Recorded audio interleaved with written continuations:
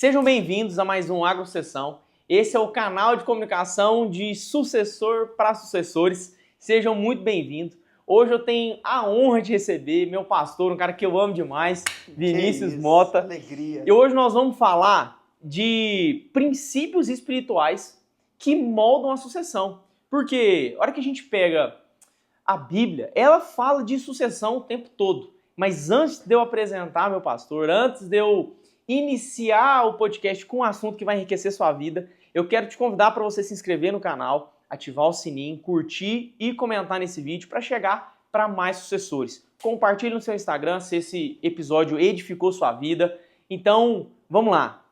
Vinição, comenta para a turma, fala quem que é você, se apresenta.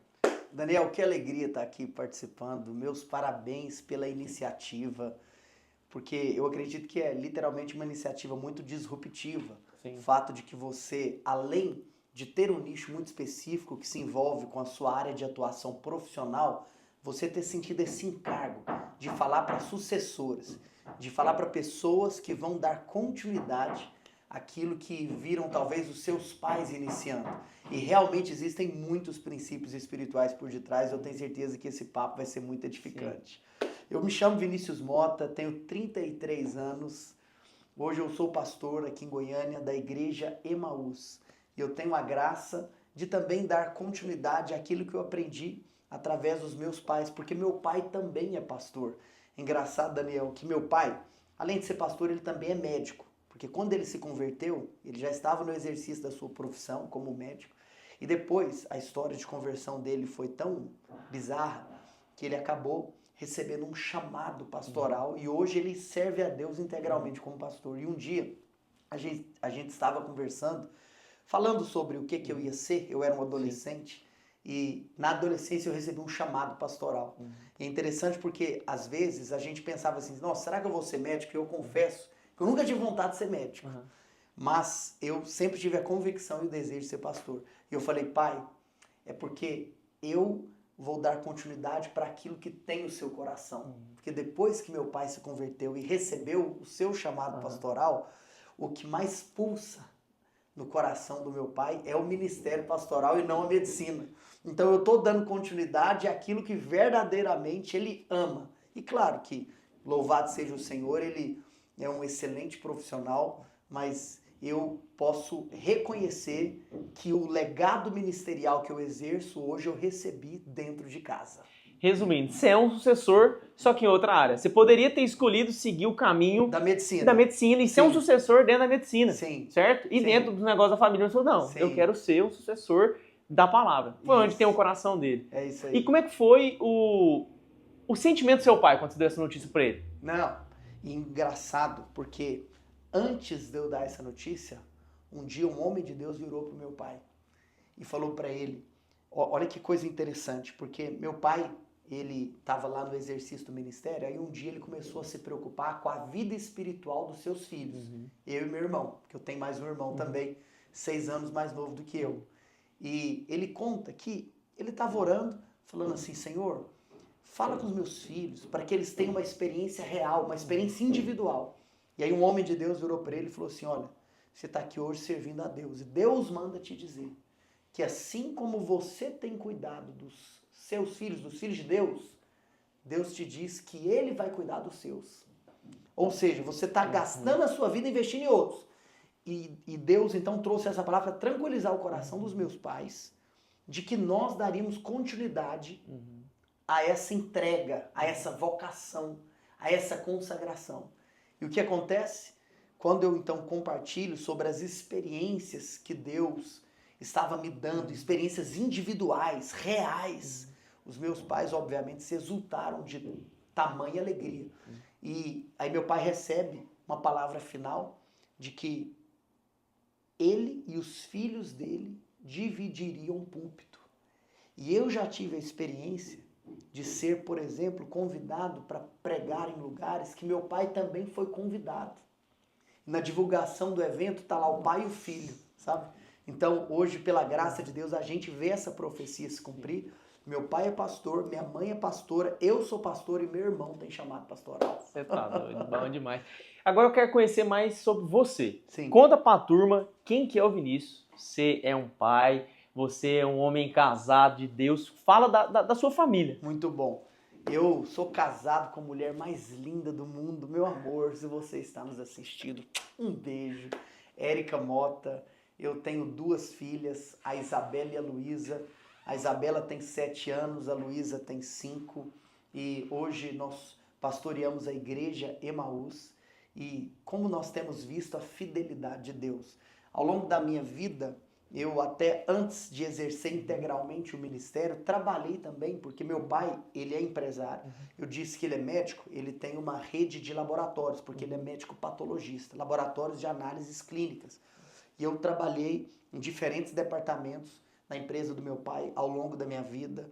Eu cursei economia na Universidade Federal de Goiás, mas chegou um momento onde eu tive certeza de que eu precisava direcionar minha vida por completo ao ministério da palavra. Então, eu posteriormente fiz então uma outra graduação, teologia, qual hoje eu sou formado, e eu exerço o ministério pastoral há mais de 10 anos. Show demais. E conta um pouco, é porque assim, nós como homens e formadores de um lar, a gente tem um pilar muito importante dentro da casa que é a esposa. Sim. E falando para jovens que estão construindo a sua família, Sim. qual foi o pilar do seu casamento na sua formação como sucessor? Que é o legado pastoral? Sim. É interessante que um homem, ele só vai viver a plenitude da completude quando ele entender a diferença dos papéis. Porque o fato de você exercer sacerdócio e liderança não quer dizer, por exemplo, que você deve andar sozinho. Então é muito importante, eu acredito que foi algo que eu aprendi ao longo da minha trajetória, de entender o papel da minha esposa como aquela que me completa e como aquela que, como a Bíblia diz, a mulher, a esposa, ela é a auxiliadora idônea. Então, literalmente, o maior desafio que nós temos no exercício da liderança familiar é de nós realmente assumirmos a posição e ao mesmo tempo entendermos que Deus fala conosco através da nossa esposa. Então já teve percepções que eu não tive e a minha esposa teve. E por outro lado também, qual que é o desafio da mulher? É que dentro desse contexto onde sempre ela vai trazer percepções, vai trazer opiniões, pode até acontecer que às vezes em algum determinado momento o marido talvez não siga alguma direção ou conselho, alguma percepção que ela teve, e tá tudo bem. Por outro lado, é tão bom quando você percebe que Deus pode usar a sua esposa para falar com você. Assim como também Deus usa o marido para falar com a sua esposa. Eu me lembro de uma certa ocasião que aconteceu algo forte na minha casa, que eu senti de Deus que era o timing, era o tempo de nós termos o nosso primeiro filho. E quando eu conversei com a minha esposa, ela não tinha a mesma percepção. E aí depois eu fui orar e Deus falou comigo, é a hora, vocês vão ter o primeiro filho. Aí eu virei para ela, outro dia eu falei assim, amor, preciso te contar uma coisa. Deus falou comigo que é tempo de nós termos o nosso primeiro filho. E sabe o que ela me contou? Que ela virou para mim e falou, olha, eu não sinto isso. E aí ela disse, Deus vai ter que falar comigo também. Olha que coisa doida. E aí ela conta que ela foi tomar banho e que no momento que ela estava lá sozinha, meditando, pensando, o Espírito Santo virou para ela e falou assim, eu já falei com você, mas eu falei pela boca do seu marido. E o problema é que muitas vezes nós podemos cair no lugar de não sermos espirituais o suficiente para entender que Deus fala conosco através dos nossos cônjuges. E ela contou essa experiência e ela virou para mim, saiu do banho e falou assim, amor, Deus falou comigo, porque Ele usou você. Então eu acredito, Daniel, finalizando a resposta à sua pergunta, que um grande pilar é você alinhar esse lugar de que a completude ela vai ser vivida quando os dois estão indo para o mesmo lugar. E que Deus pode e vai usar, muitas vezes, a boca do cônjuge para falar conosco. Perfeito. E você colocou uma coisa muito importante que é o seguinte, Deus fala com a gente. E nós estamos falando com pessoas com todo nível de maturidade de fé. E nós não estamos falando sobre religião, nós estamos falando como Deus fala com seus filhos. Relacionamento. Certo? Relacionamento entre pai e filho. Dentro desse relacionamento, eu sei que Deus fala com palavra de profecia, palavra. E eu quero que você explique para mim e para eles como que Deus fala, quais são as formas que Deus fala. Porque assim, todas as direções que eu tomei profissionalmente na minha vida foi com uma ordem de Deus. Amém. Deus falou Que comigo, legal. faça isso, faça aquilo, Que faça legal. aquilo outro. Então traz essa clareza para nós. Que legal. Uma coisa que eu sinto de falar, entrando na sua pergunta, apenas para trazer um pano de fundo importante. Você sabe que nem todos são filhos de Deus? A Bíblia diz que todos nós somos criaturas de Deus. Porque Deus criou o homem à sua imagem e semelhança. Mas em João capítulo 1, verso 12, diz que mas a todos quantos o receberam, deu-lhes o poder de serem feitos filhos de Deus, a saber, aos que creem no seu nome. Ou seja, você só pode ser feito algo que você não era antes. Então, se você crê em Jesus, você é feito filho de Deus. E como você disse, isso nem é religião. Sabe por quê? Porque religião é tudo aquilo que o homem faz para se achegar até Deus. Mas o evangelho é aquilo que Deus fez para se achegar até o homem. Dentro desse lugar que você é feito filho, você tem um pai que fala com você. E é muito interessante porque a pergunta que você me fez foi: quais são as formas de Deus falar? E é isso mesmo, tem muita gente que mistifica demais o falar de Deus. Porque você tem gente que é o seguinte, que Deus nunca fala com ele. E você tem gente que toda hora fala, Deus falou, como se fosse uma coisa muito banal. Então existe um lugar que nós precisamos entender o seguinte. A palavra de Deus diz em 1 Tessalonicenses, no capítulo 5, no verso 23, o mesmo Deus da paz nos santifica em tudo, para que nós sejamos íntegros e irrepreensíveis para a vinda do Senhor Jesus. E no meio do versículo ele diz, vos santifica em tudo, em vosso espírito, alma e corpo. Ou seja, o ser humano é um ser triuno. E aqui eu vou entrar na sua resposta. Nós somos espírito, alma e corpo. Nós somos espírito, possuímos uma alma e habitamos em um corpo. Através do corpo, você tem a capacidade de se locomover, capacidade de você sobreviver. Mas você possui uma alma. A alma é o centro da mente, da vontade e da emoção. Mente, pensamentos, vontade, desejos e emoções, sentimentos.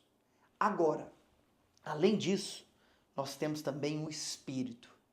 E Deus nos fala pelo espírito. Ou seja, o falar de Deus, em primeiro lugar, não está associado apenas ao seu corpo ou algum sentimento almático, mas uma convicção interior que muitas vezes até você não sabe explicar. Por quê?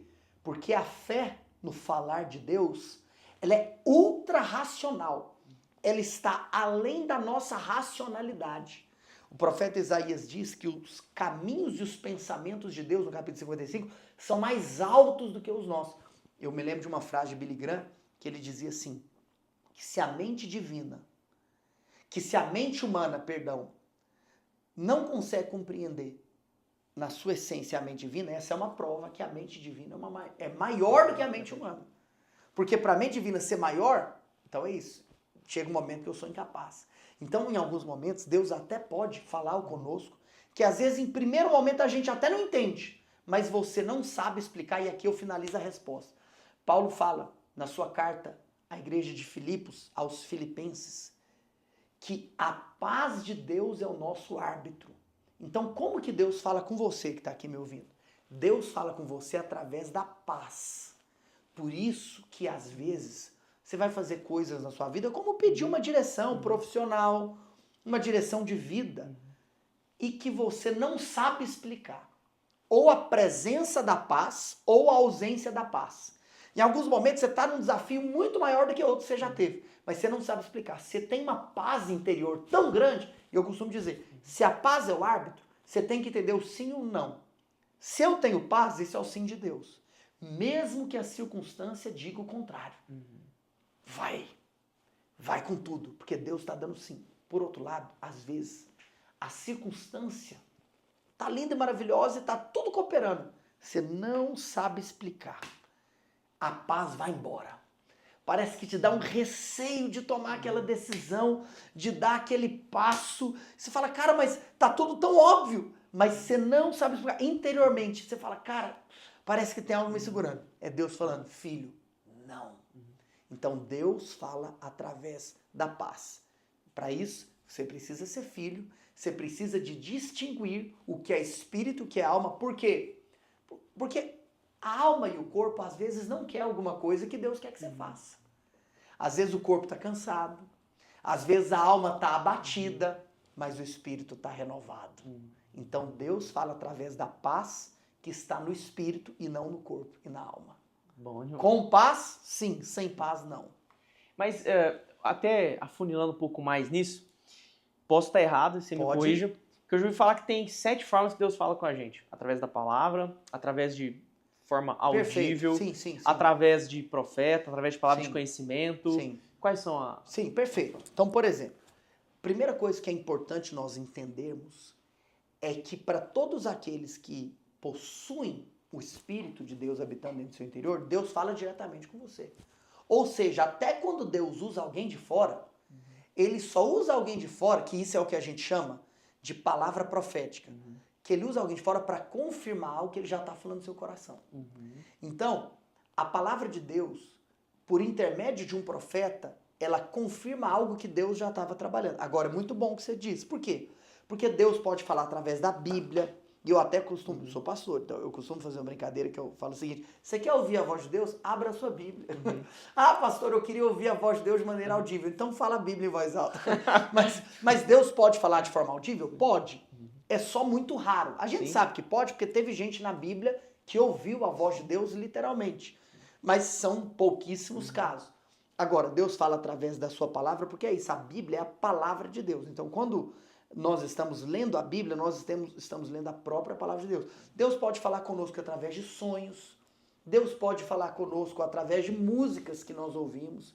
Deus pode também falar através de circunstâncias. Como você falou, Deus pode trazer alguém. Mas o que é poderoso? Todas essas maneiras distintas que Deus pode falar conosco, sempre o falar de Deus vai incluir a paz. Então você me disse algo. Você pode ser usado por Deus para falar algo comigo. Mesmo que às vezes for uma palavra de confronto. Mas posso falar? Se é de Deus, eu sinto uma paz interior. Entende isso? Sim. Eu queria fazer uma pausa só pra gente orar, porque Deus está me mandando desde o começo, mas vocês começaram no horário. Vamos orar. Deus, obrigado, Senhor Jesus, por esse dia. Sim. Obrigado, Senhor Jesus, por esse podcast. Sim, Jesus. Obrigado, Senhor Jesus, porque o Senhor nos colocou aqui. Obrigado. Nós queremos te pedir, Pai, a tua unção, a tua Amém. palavra, Amém. para que a gente possa falar, Senhor Jesus, na vida desses jovens, na vida Amém. dessas pessoas, desses Amém. sucessores, Pai. Amém. E até mesmo de patriarcas, Deus. Amém. Então nós te pedimos para que essa mensagem chegue no coração dessas pessoas. Amém. E que testemunhos possam vir a partir desse podcast, Pai. Amém, Em Jesus. nome do Senhor Jesus. Amém. Amém. Amém. Bora continuar. Vamos. E aí você comentou da conversão do seu pai, que foi mais Sim. traumática. Conta como que foi. Sim, a conversão do meu pai foi uma coisa assim muito louca. Porque em 1994, meu pai teve câncer. Eu nasci em 91. Eu cresci em um lar cristão, mas eu não nasci em um lar cristão. Em 94, meu pai tem leucemia, câncer no sangue. E o que acontece? Esse câncer chega à fase terminal. Meu pai foi completamente desenganado pelos médicos, aonde de maneira muito clara houve um diagnóstico da possibilidade da morte, como sendo algo que infelizmente seria inevitável.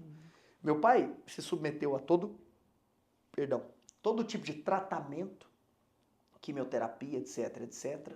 Meu pai teve que fazer transplante de medula óssea. Você tem uma noção da gravidade. E dentro desse contexto, onde a probabilidade do óbito era muito grande, alguns familiares começaram a levar alguns líderes religiosos para visitar meu pai. Até que uma tia que eu tenho levou um pastor.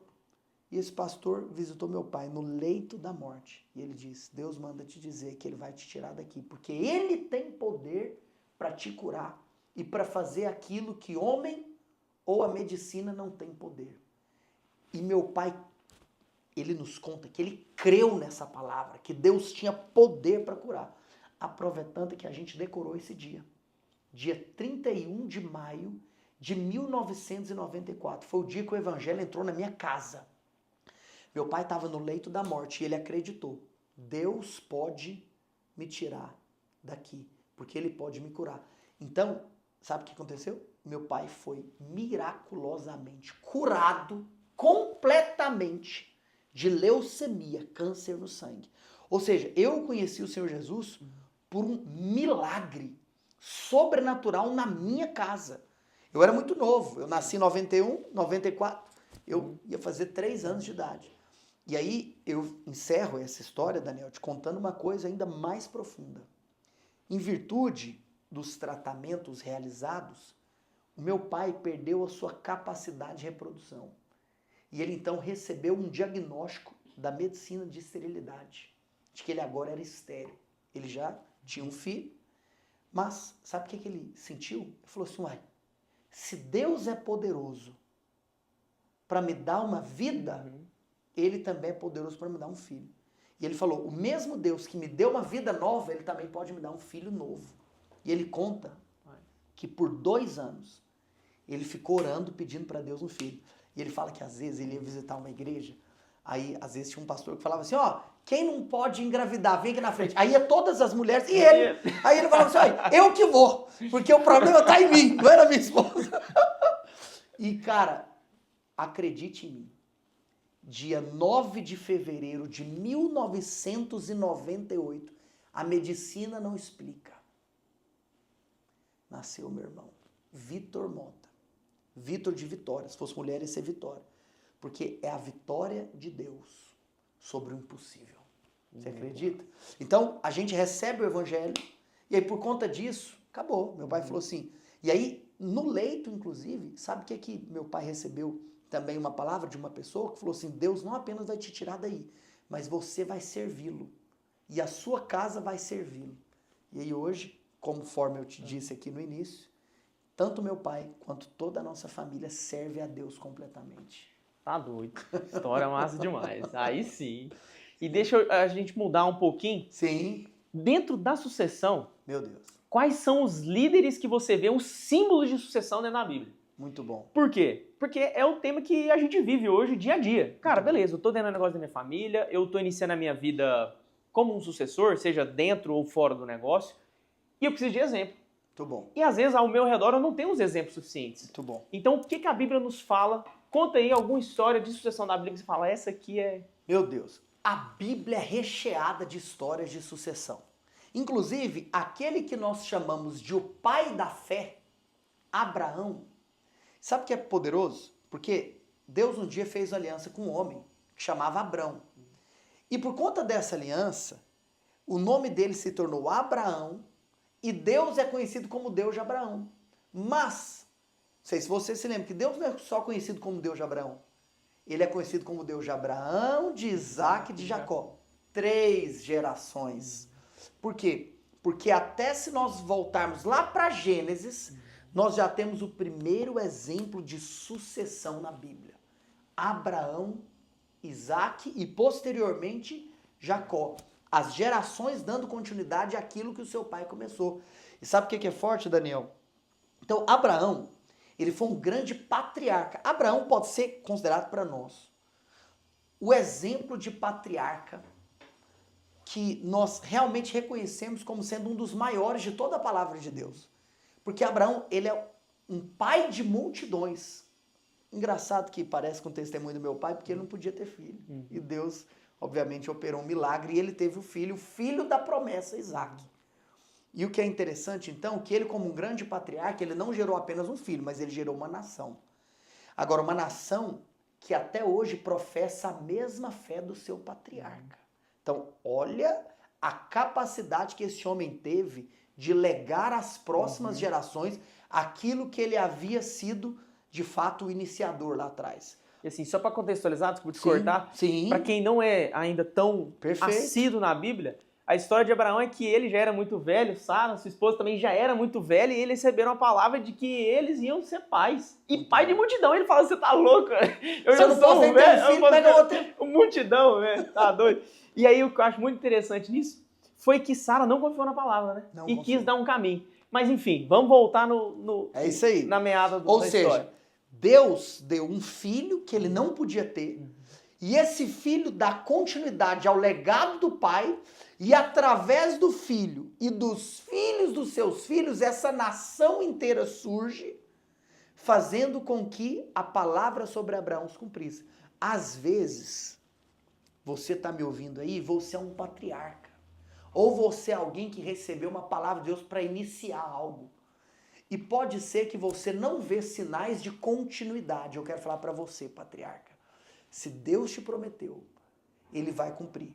E eu declaro que a sua herança vai dar continuidade àquilo que você está começando. E você sabe que todos nós temos que pedir isso para que as nossas próximas gerações continuem aquilo que nós começamos. E interessante, Daniel, que nós costumamos resumir a vida de Isaac, que é filho de Abraão, em 3 coisas. Pasme, eram as 3 coisas que o pai dele fazia. Isaac era um homem que edificava altares, cavava poços e habitava em tendas. Essas eram as 3 coisas que ele fazia. Ele habitava em tenda, cavava poços e edificava altares. Sem até entrar no significado espiritual de cada coisa, o que me chama a atenção é que eram as 3 coisas que ele cresceu vendo o seu pai fazer. Porque Abraão era um homem que habitava em tendas. Abraão era um homem que edificava altares. E Abraão era um homem que cavava poços. E Deus depois, então, usa o seu filho para fazer a mesma coisa que o seu pai fazia. Então, o exemplo de Abraão e Isaac é um grande exemplo. E até nós descemos ainda mais de Isaac para Jacó, aonde mais uma vez, e tem toda a história, você tem um filho dando continuidade ao legado que ele aprendera de seus pais. E inclusive depois Deus acaba mudando na Bíblia o nome de Jacó para Israel. Olha que interessante. E hoje como que chama a nação? Israel. O nome dessa nação é o nome do neto de Abraão, a 3ª geração. Olha que coisa linda. E assim, o Vinícius, que eu chamo de meu pastor com O. O Vinícius, ele é o meu mentor realmente espiritual sobre qualquer coisa. Eu falo isso pra ele, ele é um homem de Deus na minha vida, ele é um homem que edifica a minha vida. E é realmente um exemplo de homem em relação a isso. E a gente já conversou sobre isso, né? Lá atrás, quando eu falei do meu desejo de falar sobre isso. E a gente conversou sobre essa história. E o que eu acho muito interessante é o quê? De que Abraão é aquele que... A gente pode ser Abraão e Isaac, dependendo da situação que a gente está. Muito bom. Porque se a gente for o fundador daquele negócio, pode ser qualquer coisa. Por exemplo, meu pai, ele é muito bom em um setor, mas eu quero ser muito bom no outro, eu vou ser Abraão nisso. Muito bom. Mas eu posso ser Isaac em outro. Muito bom. Contextualiza pra turma isso aí. Olha que legal, olha só. Existem áreas na sua vida que Deus vai te usar para ser o iniciador. Existem outras áreas que talvez Deus vai te usar para você dar continuidade ao legado que você recebeu. Então isso que você está falando, Daniel, é muito legal. Por quê? Porque a nossa vida, por mais que obviamente nós necessitamos ter uma visão holística, uma visão do todo, querendo ou não, tem muita coisa que acontece na minha vida. É minha vida familiar, é minha vida profissional, é minha vida espiritual. Então, tudo isso é minha vida. Não tem como, obviamente, eu separar uma coisa da outra, mas eu também preciso dar atenção. E qual é o ponto aqui? É que tem muita gente que tem medo, por exemplo, de ser iniciador, por às vezes não ter visto nenhum caso da sua família de sucesso. Posso dar um exemplo? Vida familiar. Às vezes alguém vira para mim, eu sou pastor, e fala assim, pastor, eu nunca vi um caso da minha família de um casamento que foi até o fim. Eu sou filho de pais separados, divorciados, aquela coisa toda, os meus avós, todo mundo sempre nessa área, tanta confusão. Eu nunca vi uma família completa até o fim. Aí eu falo, não é porque você não experimentou que Deus não pode fazer através de você. E às vezes eu digo, os seus filhos vão ter uma experiência que você não teve. Então, às vezes, algumas pessoas ficam muito presas pelo medo, pela falta do que elas tiveram, e não entendem que elas podem sonhar em se tornarem aquilo que, naturalmente falando, elas nunca seriam. De tal maneira que os seus filhos vão viver o que eles mesmos não viveram. Ou seja, eu estou dando exemplo da vida familiar. Sim. Você pode ter um casamento, isso mesmo, que seus pais não tiveram, que seus avós não tiveram, mas que a partir de você é uma nova história, uma nova linhagem. Num contexto profissional, como você disse, Daniel. Às vezes pode ser... olha que interessante. Se eu não tivesse chamado pastoral, pode contar uma coisa? Médico eu não ia ser. Rapaz, pensa num homem que é mole para esse negócio da medicina. Então, às vezes, tem pessoas que elas não têm, talvez, a habilidade que os seus pais têm em alguma área profissional. Isso não quer dizer que elas não podem ser muito bem-sucedidas em uma nova coisa que elas vão fazer. Então, para você entender e a gente fechar os pontos, é o seguinte. Tem área da sua vida que você é Abraão. O que significa ser Abraão? Ser iniciador. É aquele que vai começar e que realmente depois outros vão dar continuidade ao que você começou. Tem outras áreas da sua vida que você não precisa de pagar o preço de quebrar as primeiras pedras. E eu posso contar agora uma coisa forte? Tem gente que acha que o fato de não ter que quebrar as primeiras pedras faz dele uma pessoa menos merecedora daquilo que ele está construindo, o que é errado. Por quê? Porque na vida nós precisamos de celebrar e de ocupar a responsabilidade do que nós precisamos ser. Então, se você tem que iniciar algo, inicie. Seja Abraão. Mas se você tenha que dar continuidade a algo, não desvalorize essa responsabilidade de dar continuidade. Porque tem muita gente que não dá. Tem muita gente que é omisso. Tem muita gente que é irresponsável em continuar um legado. Porque é muito difícil você continuar um legado. E isso não quer dizer que tem menos valor. Pelo contrário, isso quer dizer que você entendeu o seu lugar. Então você que está aqui nos assistindo, faça o exercício. Quais são as áreas da sua vida que você precisa ser um Abraão?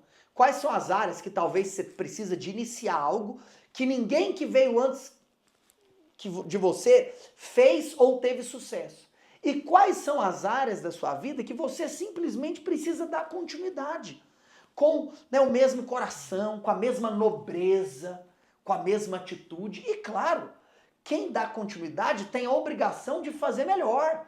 Quem dá continuidade tem a obrigação de aprimorar mais. Por quê? Porque o teto do seu pai ou de quem veio antes que você se tornou o seu chão. Perfeito. Então, olha o tamanho da responsabilidade de quem continua. Então, tem área da sua vida que você é Abraão, o iniciador. Tem área da sua vida que você é Isaac, aquele que continua, aquele que dá sequência ao que foi começado antes que você. Que isso? Aí você tá doido. Bom demais, né?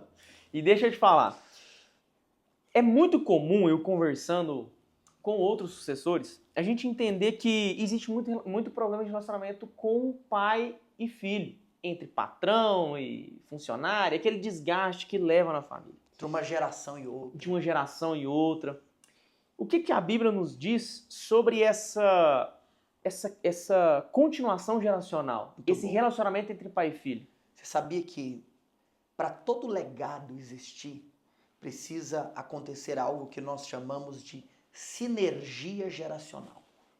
O que é a sinergia geracional?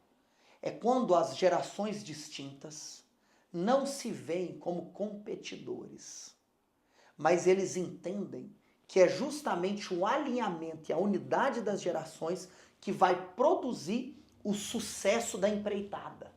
Ou seja, e você perguntando sobre o que a Bíblia diz, inclusive nós temos uma promessa da parte de Deus, que nos últimos dias, diz o Senhor, por intermédio do profeta Joel, converterei o coração dos pais aos filhos e dos filhos aos pais. Então eu quero te contar uma coisa. Se você, às vezes, tem esse desafio de dar continuidade a algo que você recebeu dos seus pais, mas você tem mágoa não resolvida, tem ressentimento não resolvido, a primeira coisa que precisa acontecer é um alinhamento de coração. Isso é algo muito importante porque tem muita gente que deixa de viver o que poderia viver, sabe por quê? porque permitiu uma porta de mágoa entrar. Então uma coisa que nós precisamos de entender é que o relacionamento, tanto entre pais e filhos, quanto também, como você citou, entre aquelas pessoas que são empresários, os seus funcionários, não importa o lugar, nós precisamos de viver corações curados. Eu acredito em algo, Daniel, que o maior legado do cristianismo é o perdão. Por quê? Porque o que Cristo fez? Cristo nos perdoou. E Cristo nos perdoou de uma dívida impagável. Eu mereci o inferno. O salário do pecado é a morte, mas Ele me perdoou. Sabe o que isso significa? Se Cristo me perdoou de uma dívida tão grande, como que eu não vou perdoar alguém que me causou o que quer que seja que Ele tenha causado? Porque o que Ele me causou é menor do que aquilo que eu tinha causado com relação a Deus. Então, o maior legado do cristianismo é o perdão. E na sinergia geracional, tudo tem que começar com o perdão, com alinhamento de coração. Então, você que está me assistindo, eu quero te dizer algo. Se porventura você é pai ou você é filho, ou você é aluno e tem um professor, ou mestre e um discípulo, se você sabe que algo precisa ser resolvido no seu coração, resolva. Sabe qual que é o dia de perdoar? O dia de perdoar é hoje. Sabe qual que é o dia de perdoar? O dia de perdoar é agora. Você sabe qual que é a circunstância que a pessoa tem que enxergar para conseguir liberar o perdão? Nenhuma. Eu costumo dizer o seguinte, que perdão, até me perdoa porque eu estou sentindo que eu tenho que parar nesse ponto aqui, que perdão não é sentimento, perdão é decisão. Sabe o que significa? O seguinte, você está passando roupa. Quando você desliga o ferro da tomada, o ferro continua quente, sim ou não? Sim. Mas se ele está desligado? Tá desligado. Tem gente que acha que para perdoar, o ferro tem que estar frio. Não. Porque o perdão não é o ferro estar frio. O perdão é você tirar o ferro da tomada. Sabe o que vai acontecer? Você toma a decisão de perdoar, ainda vai estar quente. Mas, porque você tomou a decisão, aí sim vai esfriar. Então, perdão para todo tipo de mágoa, ressentimento. Para quê? Para que os dois então enxerguem. Espera aqui, nós não somos competidores. Nós não estamos competindo um com o outro. E aqui, Daniel, eu vou entrar em algumas coisas e você tem liberdade para me interromper, caso você perceba que algo precisa ser melhor explicado. As pessoas precisam entender que uma transição e uma sucessão é muito importante que ambos os lados entendam a sua responsabilidade, o seu papel para aquele momento da história. Então, um exemplo. Tudo começa com o ensino e o aprendizado. Então, quando alguém quer dar continuidade a algo, e nós estamos falando de sinergia geracional, essa pessoa, primeiro, ela aprende. Então, você tem o lado que ensina e o lado que aprende. Ao passar do tempo, vai chegar um momento na história desse pai, desse filho, do patriarca, do sucessor e etc., que então você vai percebendo um momento onde um vai ter que dar continuidade àquilo que o outro começou. Às vezes por quê? Porque o jovem, e nós estamos falando aqui, não tem a ver apenas com idade, mas com todo um contexto de alguém que está inovando. O jovem, ele é forte. O jovem, ele tem pique. O jovem, ele tem energia. E o jovem, às vezes, tem mente aberta. Por quê? Porque, às vezes, o cara, que é o patriarca, o cara que começou, ele passou a vida inteira usando um método. Você sabe qual que é um ponto que, às vezes, algumas pessoas caem? De santificar métodos. Você sabia que nós não podemos santificar métodos? Nós temos que santificar princípio. Eu gosto de dizer o seguinte, que com princípio você casa, mas com método você namora. Por quê? Porque o princípio é aquilo que você tem que levar para o túmulo. Você tem que morrer fazendo, vivendo, expressando. O método não. Se você encontra um método melhor, esse método tem que ser substituído. Mas tem muitos iniciadores, patriarcas, que, como eles obtiveram muito sucesso com o método lá atrás, eles acabaram abraçando esse método e se apaixonando por esse método e eles não largam o método. E às vezes você tem um método novo chegando, que é inovador, que talvez é o seguinte, vai trazer resultados ainda maiores, exponenciais. Mas às vezes o patriarca, ele tem dificuldade. Agora, o sucessor não. Às vezes o sucessor está aberto a esse novo método. Por isso que precisa de haver muita honra no coração. Por isso que o sucessor não pode avançar o sinal. Tem que respeitar o tempo. Mas por outro lado, o patriarca precisa de enxergar que em alguns momentos você sai de cena para entrar na história. Você sabe que muita gente tem dificuldade de entender que quando você sai de cena é que você entra para a história. Quem são aqueles que entraram para a história? São aqueles que souberam a hora certa de sair de cena. É aquela velha história. Por que o Pelé é o Pelé? O Pelé só é o Pelé por causa da hora que ele parou. Porque ele soube parar na hora certa. Você sabe que é muito importante nós sabermos transicionar na hora certa. Porque senão aquilo que era o símbolo da grandeza, aquilo que era o símbolo do auge, ele começa a se tornar o símbolo do ultrapassado. Então sabe que hora você tem que transicionar? Naquele momento que você, se o fizer, não será o cara tido como ultrapassado. Mas isso precisa ser feito, como eu disse, em primeiro lugar, com o coração muito alinhado, com honra, com gratidão. Sabe por quê? Você que é sucessor, quem não honra a história não é digno de escrevê-la. Quem não respeita o que te fez chegar até aqui, não é uma pessoa preparada para liderar a partir daqui. Então todo mestre, em primeiro lugar, ele tem que se formar nessa escola de se tornar um aluno eficaz. E quem deixa de aprender, uma hora não vai ter mais o que ensinar. Então você percebe que é muita coisa dentro desse contexto. E falando isso, porque eu falo muito para o sucessor, mas eu ainda não sou pai, então talvez eu não tenha a vivência suficiente para falar para o patriarca. Você que já é um pai e é um sucessor, explica um pouco mais, de forma bem objetiva, qual é o momento do patriarca começar a passar bastão para o filho. Exato. Então, como eu até disse, em primeiro momento você tem que fazer a leitura, que se às vezes você está muito abraçado com métodos e que esses métodos já estão ultrapassados e você percebe que você não tem condição. Você consegue entender que você não tem estrutura para fazer de outro jeito. Então talvez é uma sinalização que a nova geração pode te ajudar a ir para esse outro lugar. Porque às vezes o que você fez te trouxe até aqui. Mas pode ser que seja insuficiente para te levar para o novo nível.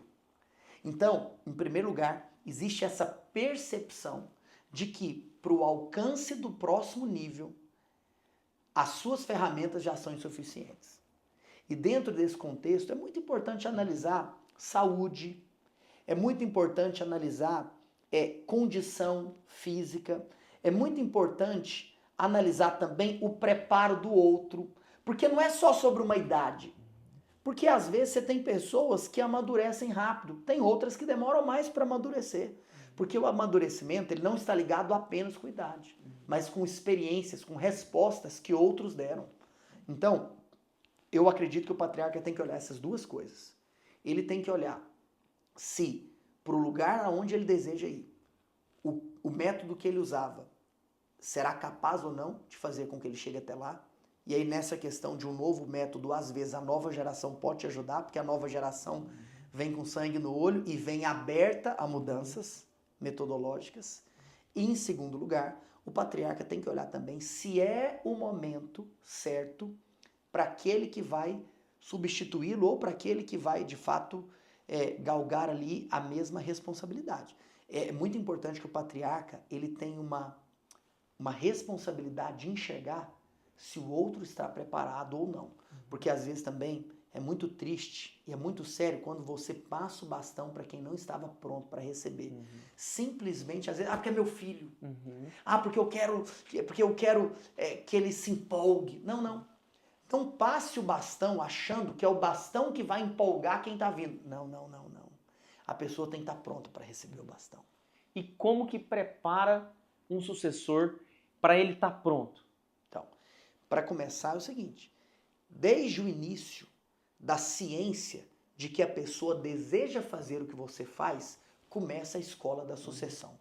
A escola da transição, ela não se inicia no momento da troca do bastão. Ela se inicia no momento onde existe, do outro lado, esse desejo expresso de dar continuidade àquilo que o seu pai, o que o seu patriarca faz. Nesse momento, então, começa essa escola. Dentro dessa escola, é muito importante que sejam separadas etapas. aonde ele entenda que é um aprendizado básico e depois um nível intermediário, até que a gente chega num ponto que eu costumo dizer que é o seguinte, Daniel, quando você percebe que a outra pessoa está preparada, porque ela já teve experiências mínimas para tocar a coisa, aí você também não larga. Eu costumo dizer que é um exercício seguinte, primeiro lugar eu faço e você me observa fazendo. Segundo lugar, eu faço e você me ajuda. Em terceiro lugar, você faz e eu te ajudo. Em quarto lugar, você faz e eu observo você fazendo, para apenas depois eu poder ter a confiança que você está pronto para fazer. Que é isso? Você tá doido. Agora deu um CD da sucessão numa frase só. Ó. Bem demais. E eu quero te perguntar o seguinte. Isso é uma dor muito latente de sucessores, que é o quê? Daniel, cara, eu gosto demais, eu quero tocar o negócio da família. Só que meu pai é ignorante demais. Meu pai não me ouve, meu pai não me dá abertura. E aí o que eu enxergo é o seguinte. O pai, com seus 70, 80, 60 anos, ele não é difícil essa mudança, né? Sim. Como que você pode aconselhar um jovem que sabe que o pai, vamos falar, é meio bruto, cuzão, não vai mudar, e ele teve a visão? E aí? Vamos lá. Esse é o teste. Eu até costumo dizer, vamos até supor que é isso, que o pai está errando. Sim. Às vezes ele está errando na maneira de enxergar. Ele está errando na leitura do tempo. O teste para o liderado é sempre o erro do líder. O erro do líder nunca é uma permissão para a falha do liderado. O que fazer? Eu quero te contar o que fazer. Em uma palavra, servitude. Porque a servitude é o segredo para a conquista da geração que veio antes que você. Por quê? Porque não é sobre você tomar o bastão à força. Não é sobre você apenas denunciar a falta de visão de quem veio antes. É sobre você honrar e expressar essa honra servindo. Por quê? Porque é o seguinte, sabe aquele momento, como você falou, que a pessoa não está enxergando, mas a servitude, ela abre o coração. Porque a pessoa nunca vai abrir os olhos se ela antes não abrir o coração. E a questão é que tem muita gente, tem muito filho, querendo mostrar o que o pai não está vendo, mas ele não entendeu que o coração do pai está fechado. Com o coração do pai fechado, não adianta você explicar da melhor maneira do mundo. Ele não vai ver. Agora, o que faz um homem abrir os olhos é antes ele ter aberto o coração. E como que faz? Para que você seja usado por Deus para abrir o coração de alguém. O serviço, a servitude. Sabe por quê? Porque a servitude constrange. O serviço constrange. Você sabia que os maiores casos de sucessão do Antigo Testamento, eu citei Abraão, mas eu agora vou citar outros casos, que são grandes casos de sucessão. Josué e Moisés, e Eliseu e Elias. Ambos os casos são conhecidos pelo serviço. Então, respondendo a sua pergunta e depois trazendo exemplos bíblicos, é o serviço. O que é que se você fizer, o seu pai vai se sentir honrado? Sabe o que é bonito? Que a Bíblia não fala apenas assim, obedeça teu pai e tua mãe. A Bíblia diz, honre o teu pai e tua mãe. Você sabe que um dia eu estava meditando sobre isso e eu estava pensando que existe uma diferença entre honra e obediência. Olha que profundo isso. Porque o que é você obedecer? Você obedecer é quando você faz algo que alguém te manda fazer. Isso é obedecer. É coisa básica. Todo mundo que honra tem que obedecer. Mas sabe o que é a honra? É quando talvez você faz algo que agrada o coração do outro, mesmo se o outro não pediu.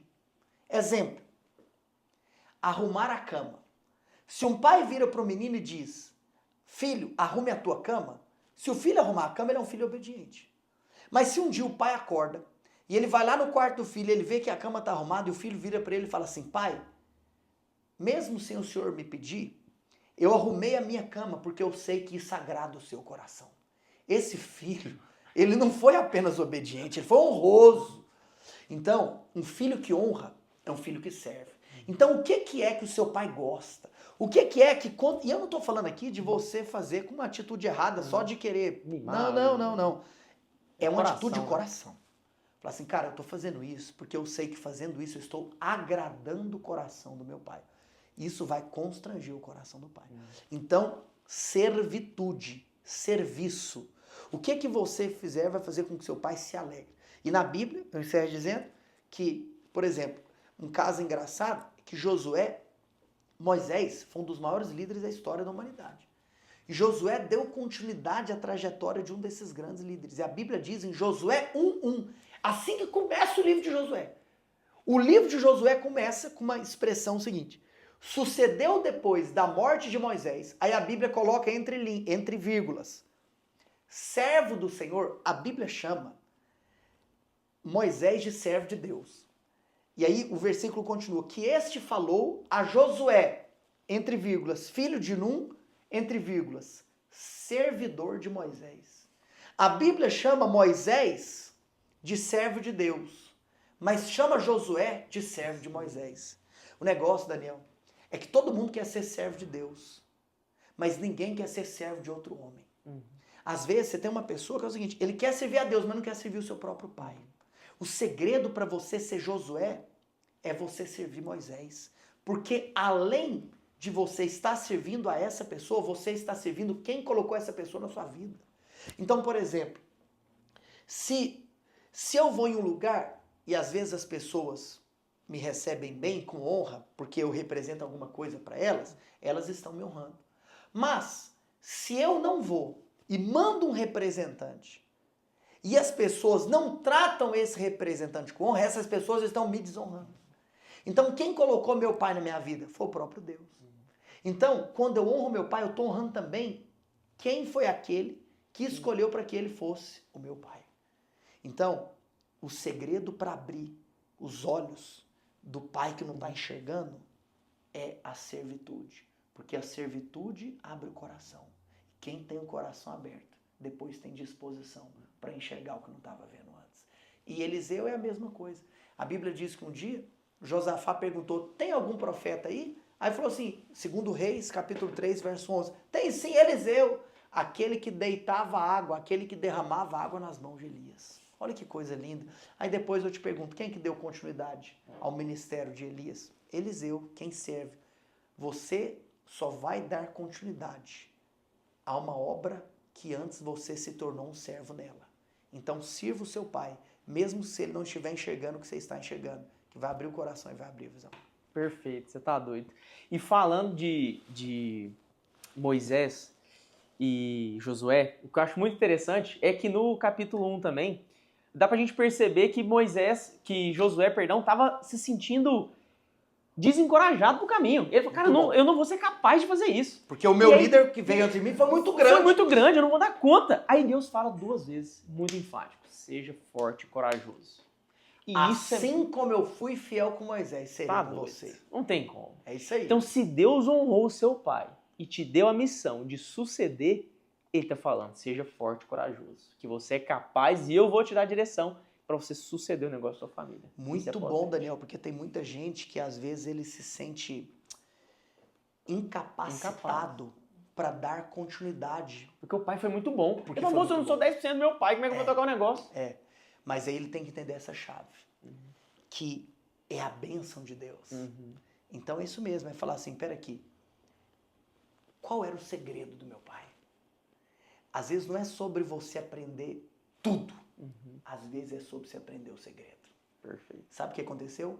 Josué aprendeu o segredo de Moisés. Perfeito. Vou usar o exemplo que você deu sobre Abraão e Isaac, que eles fizeram o mesmo cavar poços, as mesmas coisas. Dentro de, se a gente fizer uma analogia aqui com Moisés e com Josué, se ele repetir as ações do pai, com o princípio, mas olha o que eu acho muito interessante é o quê? Ele estava no deserto, e Moisés não chegou a sair do deserto.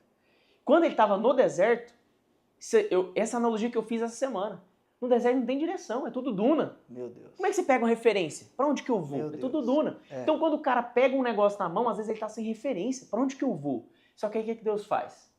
vai pro Jordão, que você vai atravessar o Jordão. Deus deu o quê? A direção. Sim. Ele ouviu para onde ele tinha que ir. Sim. Deus não deixou ele desonrado. Sim. E até então dava o quê? O maná. Ele tinha o que comer, ele não ia passar fome. Ou seja, Deus ia dar direção do que fazer dia após dia até chegar onde Deus queria. E quando chegou no Rio Jordão, o que ele fez? Obedeceu e atravessou. Ali ele teve um marco de autoridade. Sim.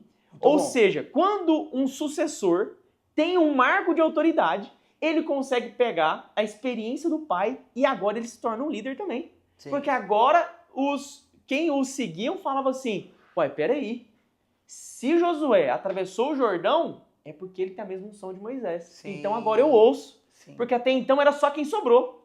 Ué, só sobrou Josué, Sim. vai ele. A partir de que ele tem um marco de autoridade, não. A partir de agora, eu ouço ele. Ele tem um marco de autoridade.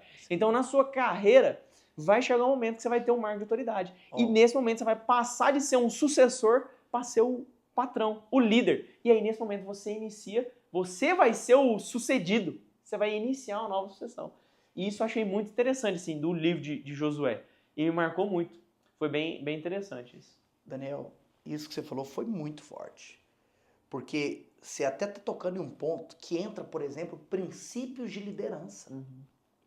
Porque tem gente que tem título, que tem posição, mas não tem liderança. Uhum. E é isso mesmo. Quando a gente assume algo, como você disse, talvez algumas pessoas só vão achar, é porque agora é ele. Uhum. Mas a gente precisa do marco de autoridade. Eu costumo ler muito um autor que fala sobre liderança, o Maxwell, e ele diz que, por exemplo, existem 5 níveis de liderança. E você sabe qual que é o nível mais básico e mais raso? É o nível da posição. É quando você só tem a posição, você só tem o título. Sabe quem que é o líder mais fraco? É o líder que tem que dar carteirada. Então, um exemplo. Às vezes a pessoa acabou de assumir lá o que ela faz, a fazenda ou o que for, certo? Na fazenda. Acabou de assumir. Se ela tem que dar uma carteirada no peão, porque você sabe quem sou eu sou o filho do seu fulano. Não, você não lidera. Porque você só tem a posição. Você só tem o título. Isso é a coisa mais rasa. Existem outros 4 níveis de liderança. Muito bom. Então isso que você falou é muito forte. Não, agora você conta. Deu a pincelada. Agora... Então, de maneira bem resumida, existem 5 níveis de liderança. Posição, permissão, produção, desenvolvimento e maturidade. O primeiro nível, sobre qualquer pessoa que acaba de assumir qualquer posição, é que você só lidera alguém porque disseram para as outras pessoas que agora você é o líder. Você tem a carteira, você tem o título, você tem a sigla atrás do nome, mas você não tem mais nada das outras pessoas. Às vezes você assumiu a fazenda do seu pai. Você só tem um título para todo mundo que trabalha na fazenda, você só não tem mais nada. Aí, você tem que subir de nível. Você tem que sair da posição e ir para permissão. O que significa permissão? É quando os liderados se permitem ser influenciados por você. Então agora não é porque você tem a patente, é porque você começa a ter o coração deles. Como que você sobe do nível 1 para o nível 2? Permissão. O nível 2 se chama permissão. Serviço. De novo, servir. Porque quanto mais você serve, mais as pessoas abrem o coração para você. E as pessoas começam a falar, nossa, mas essa pessoa é diferente. Por quê? Porque quanto maior é um líder, mais ele serve. Sabe que isso é uma chave de liderança. Quanto maior é um líder, mais ele serve. Parênteses, posso dar um parênteses aqui? Um dia, teve um repórter que ele passou 2 dias com 2 pessoas diferentes para ele fazer uma reportagem. É só um parênteses, eu vou voltar.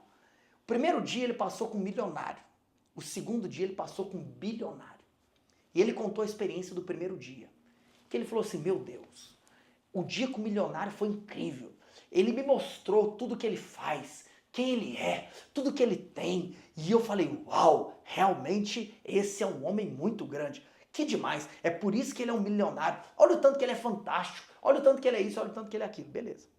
Ele contou o relato do segundo dia, da experiência que ele teve com o bilionário. Ele falou que o bilionário, abriu a porta da casa dele e perguntou: o que você quer tomar de café? Senta aqui que eu vou servir você. E o bilionário foi lá e pegou o café que ele queria. Aí depois eles foram para a garagem, o bilionário mostrou os carros e perguntou para ele: qual que é o carro que você tem sonho de andar? Aí ele foi e colocou o repórter para andar e falou assim: dirige então, realiza seu sonho. E aí ele falou que o bilionário passou o dia inteiro servindo ele. E falou que no final do dia ele estava até se sentindo assim, incrível, porque uau, como assim? Aí ele entendeu algo. Que o bilionário era grande do tanto que ele era, pelo tanto que ele servia as pessoas. Então olha que coisa louca. Quando você serve, essa é a diferença do milionário para o bilionário. Tô falando que quem é milionário, você entendeu? Sim. Então você não ouça o que eu não disse, viu? Então, ou seja, primeiro nível é da posição. Você só tem um título, você só tem um cargo. Aí você começa a servir os liderados. Aí agora você vai para o nível 2, que é a permissão. Porque você serviu tanto que eles permitem você falar na vida deles. Aí você sobe para o terceiro nível, que é o nível da produção. Tem muita gente que às vezes acaba de assumir a liderança do que faz, acaba de assumir a liderança da fazenda. E ele quer resultado rápido. Eita, tá tudo errado. Porque a sua equipe, ela só vai produzir no nível que você quer ver ela gerar resultado, fruto, etc., depois que você já viveu um processo. Sabe por quê? Porque é o seguinte, pode ser que o seu pai que veio antes de você está lá no nível 5, você começa do nível 1. Não adianta você querer cobrar resultado rápido, porque agora você vai ter que construir uma história de liderança sobre eles. Então, posição, permissão, produção, que é onde começa a aparecer um nível de produtividade, uma tração de trabalho mais forte. Mas depois você entra no penúltimo nível, que é o quarto, que é o que a gente chama de desenvolvimento, que é o quê? Que é quando a sua equipe, que abriu o coração para você e que produz, ela agora, de fato, respeita tanto você que ela não faz porque você está lá vendo. E aí o que é o nível 4 de liderança? É quando mesmo na ausência do líder, a coisa acontece do mesmo jeito. Eita! Nesse lugar é o que a gente fala, inclusive, por exemplo, você tem uma instituição ou uma fazenda, seja lá o que for. Sabe uma coisa que você tem que se preocupar? Em criar cultura. Eu sei que muitas vezes a gente fala sobre missão, visão e valores. Mas sabe uma coisa que tem me pegado, Daniel, sobre a construção de instituições, etc? A criação da cultura. Porque cultura é tudo aquilo que aquele lugar vive na ausência do líder. Eu sou pastor. Uma coisa é o que acontece na minha igreja no dia que eu estou aqui. Outra coisa é o que acontece na minha igreja no dia que eu não estou aqui. O dia que eu não estou, denuncia quem a minha igreja é. Então, o dia que o cara não está na fazenda, denuncia qual é o dia a dia ou a capacidade produtiva daquela fazenda. O nível 4 é o nível que aquelas pessoas estão em pleno vapor, mesmo quando o líder não está.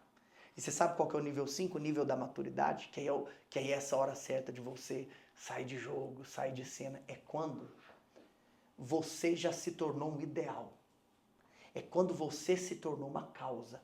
Você deixou de ser uma pessoa e você é o símbolo de alguma coisa. Então, isso é muito forte. Quando você pega, até nessa crise política brasileira, no aspecto da polarização ideológica, você percebe que os principais símbolos ideológicos políticos, eles atingiram o nível 5 de liderança. Que, em outras palavras, os caras simbolizam uma causa. Ele deixou de ser uma pessoa e se tornou uma causa.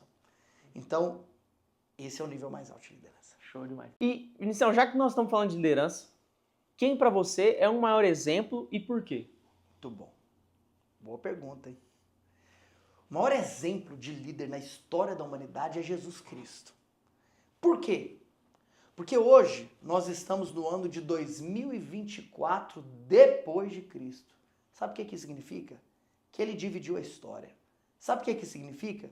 Que mesmo se alguém que estiver nos assistindo duvida de quem ele foi ou de quem ele é, precisa se submeter ao fato de que quando todo dia acorda, vai preencher qual que é a data do dia, a história da humanidade é dividida antes e depois dele. Ele é o maior líder da história. E eu vou te contar uma coisa muito doida. Que Jesus Cristo não precisou de abrir nenhuma igreja. Quantas igrejas Jesus abriu? Nenhuma. Mas sabe o que ele fez? ele treinou 12 sucessores. E você sabe que Jesus nos ensina qual é o coração de alguém que inicia algo? Porque ele disse em João 14:12, vocês farão obras maiores do que aquelas que vocês me viram fazer. Isso significa que o nosso coração sempre tem que ser de que os nossos sucessores possam fazer coisas que nós mesmos não fizemos. E o que é louco? E eu finalizo dizendo isso, Daniel. Que o tamanho do nosso legado, o tamanho, aquilo que denuncia a grandeza da nossa liderança, não são os feitos realizados pelas nossas próprias mãos, mas são os feitos realizados por aqueles que vieram depois de nós. Isso denuncia o tamanho da nossa liderança. Pancada. Você tá doido. Eu finalizo todos os podcasts aqui, já caminhando para o final, fazendo uma pergunta que eu acho muito interessante. Você é um sucessor e hoje você é pai de 2 filhas.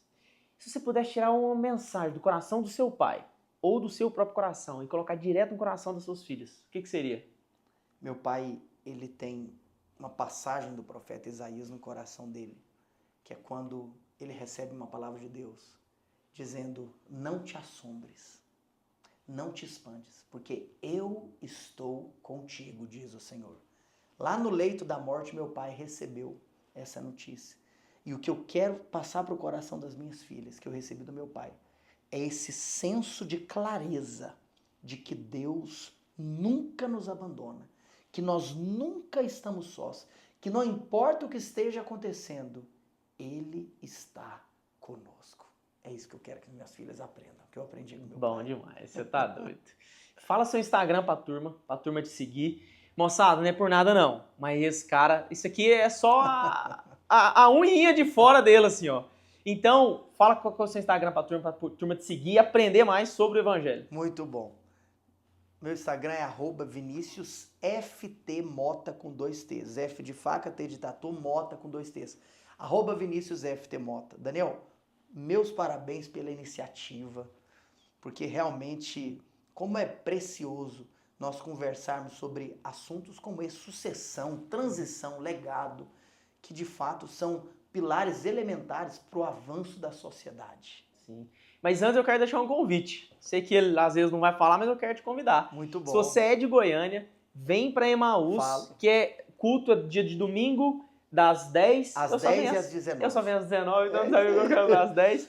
Então, estão mais do que convidados. Tem os GR também, que a gente consegue abraçar a turma e ser mais próximo, né? Muito bom. Então, sejam convidados para o GR e para os cultos de domingo. Igreja Emaús, Goiânia, Goiás, Rua 115, número 289, Setor Sul, domingo, às 10 da manhã, para você que gosta de um culto pela manhã, e às 19 horas. E eu tenho certeza que Deus tem uma palavra para o seu coração. E o Instagram da igreja é? @Igreja Emaús. Sem jeito de errar, não. É isso aí. Obrigado. Obrigado, Daniel. Honra demais de receber aqui. Meus parabéns. Tamo junto. Moçada, se você curtiu esse episódio, não sai daqui sem deixar sua curtida, seu comentário. Comenta o que você mais gostou, o que edificou o seu coração. Compartilha esse vídeo para chegar para mais sucessores. E se você é um patrocinador e quer patrocinar o nosso Agro Sucessão, as portas estão abertas para você. Me manda um direct que eu vou ter um prazer de receber. Tá bom? Moçada, um abraço, tamo junto e bora pro mundo.